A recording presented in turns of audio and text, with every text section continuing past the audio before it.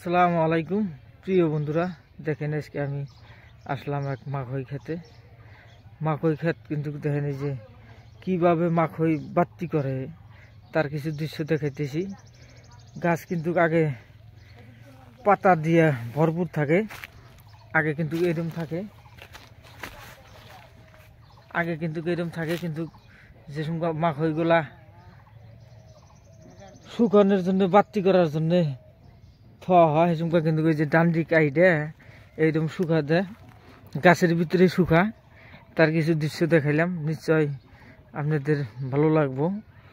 কেউ কা মাখই, কেউ কা ভুট্টা, এটা সেই জিনিস। এই যে দেখেন আমি এক ভাই বলে যাবো, সেই ভাই আবাদ করছে, সেই ভাইয়ের সাথে কিছু কথা বলবো, নিশ্চয় আপনারা সাথে থাকবেন, শুনবেন। না এদিকে তাকান, এদিকে তাকান। আসসালামু আলাইকুম। ওয়ালাইকুম আসসালাম। বলেন, তে এই মাখই খেত কুত্তাহারি করছেন, কি সমাচার? দর্শকদের কিছু কন। এখানে আছে মাখই খাত, আধা বিঘা মাখই খাত আছে। আপনাদের দেওয়া শিবেদে মাখই ইনশাল্লাহ ভালোই হয়েছে। তো বহুত মেহনত করার পরে এই মাখইটা হয়েছে। আমরা এই মাখইটা তুলে ফির বিক্রি করবো, বিক্রি করার পরে তারপরে যে কোনো লাভ হয় এটা আমরা পরে ফির এই পয়সায় উন্নতি করবো আর কি।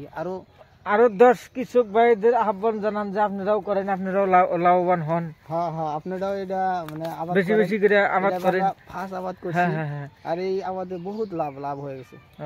তো ঠিক আছে বন্ধুরা, এটা কিন্তু সেই ভাই খেতি করছে। তো দেখেন এই যে এটা কিন্তু অনেক বড়িয়া খেতি, সবাই বেশি বেশি করবেন। তো আমি সেইগুলা বস্তু আপনাদের দেখাইতেছি। দেখেন এটা কিন্তু অনেকেই আবাদ করা জানে না, আবার অনেকেই আবাদ করে বহুত লাভবান হয়েছে। এটা একটা করে কলা মনে হয় যে আধা কেজি করে হবো। তে ভিডিওটা ভালো লাগলে বেশি বেশি করে লাইক, কমেন্ট, শেয়ার করবেন। ধন্যবাদ।